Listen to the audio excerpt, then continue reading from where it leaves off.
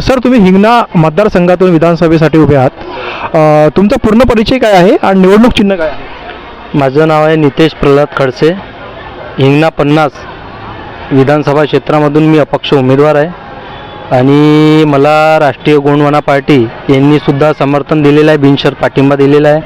आणि माझा जो अजेंडा आहे ते शेतकरी असो, आरोग्याचा विषय असो, एज्युकेशनचा विषय असो, हे सगळे मुद्दे घेऊन आम्ही समोर चाललो. आणि बरं, तुम्ही असं बोललात की तुम्ही आठवले साहेबांच्या गटामध्ये कार्यरत असताना त्यांच्याकडे तुम्ही अप्रोच केलं होतं याच्यासाठी, विधानसभेसाठी, परंतु त्यांच्याकडून पक्षाला जी आहे फारसा काही भाजपाने प्रतिसाद दिला नाही. तुम्ही सामाजिक चळवळीमध्ये काम करताना आज सामाजिक आंबेडकरी चळवळ किंवा समाज परिवर्तनवादी जी चळवळ असेल त्या चळवळीतले उमेदवार फारसे सक्षम उमेदवार नाही महाराष्ट्रामध्ये नाही आहे. तुम्ही या सगळ्या घटनेकडे कसं बघता? बघा, कसं आहे, सामान्य कार्यकर्त्याला हे लोक डावलण्याचा प्रयत्न करत आहे आणि तिकडनं आम्हाला रिस्पॉन्स नाही मिळाला. आम्ही कार्यकर्ते आम्ही जमिनी लेवलवर काम करतो आहे आणि पक्षाने आमच्याकडे लक्ष द्यायला हवं होतं, परंतु एकही जागा सोडलेली नाही. त्यामुळं आमच्या इकडल्या जनतेच्या असं माझ्याकडं मागणी होती की आपण अपक्ष लढा साहेब, आम्ही तुमच्या पाठीशी आहो आणि आपण नेतृत्व केलं पाहिजे. हिंगणा विधानसभा क्षेत्राच्या अनेक समस्या आहे आणि इथले जे स्थानिक आमदार आहे हे जमिनी पातळीवरती लोकांना विश्वासात घेत नाही आणि लोकांचे कामं करत नाही, हे असा आक्रोश होता जनतेचा. समीर मेघे जे आहेत यापूर्वीही ते विधान परिषदेवर राहिले आहेत आणि त्यांचा बराच रेजिम झाला आहे, परंतु विकासात्मक असं या भागामध्ये कुठलंही प्रोजेक्ट किंवा काही विकासात्मक काम झालं नाही. इंडस्ट्रीयल डेव्हलपमेंट आहे या भागामध्ये, परंतु पर्यावरणाची आणि आरोग्याच्या समस्या ज्या आहेत त्या इथल्या लोकांना प्रचंड जाणवत आहे. पाण्याची समस्या आणि घनकचऱ्याचं जे नियोजन आहे त्याच्याही समस्या या भागातल्या परिसरातल्या लोकांना जाणवत आहे. तुम्ही या सगळ्या प्रश्नाकडे कसं बघता? आज तुम्हाला साधी सांगतो मी एक गोष्ट. मी बुट्टीपुरीला गेलो आहे, तिथले जे लोक आहेत त्यांची असं मागणी होती माझ्याकडे की 8 दिवसाआड इकडे नळ सोडतात पाण्याचे, पिण्याचं पाणी नाही लोकांना.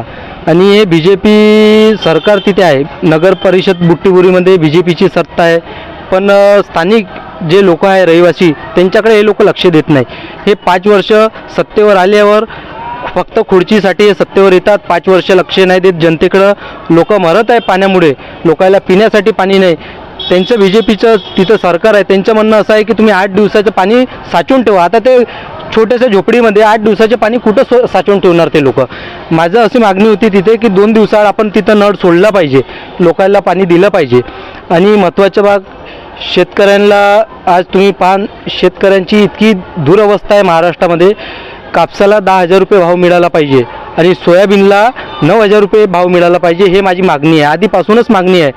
ह्या BJP सरकारला निवडणूक आली जवळ की लाडकी बहीण योजना, ह्या अशा 2 महिने आधी लाडकी बहीण योजना चालू केली, त्याचे पैसे फक्त 1 महिना 2 महिने लोकांच्या अकाउंटवरती आले, त्याच्यानंतर पैसेच आलेले नाही. बरं, शेतकरी वर्ग जो आहे, आम्ही ग्रामीण भागामध्ये फिरलो, बऱ्याच ठिकाणी गडचिरोली असो किंवा मग संपूर्ण चांदा ते बांधा आम्ही प्रवास केला. त्या दरम्यान शेतकऱ्यांमध्ये प्रचंड चीड दिसली या सरकारविषयी, कारण की त्यांना सोयाबीनचे जे दाम आहेत 4,200 रुपये काहीतरी दाम आहेत आणि त्यांचं असं म्हणणं होतं की आम्हाला एकरी 3,000 खर्च येतो. कापसाची तीच अवस्था आहे.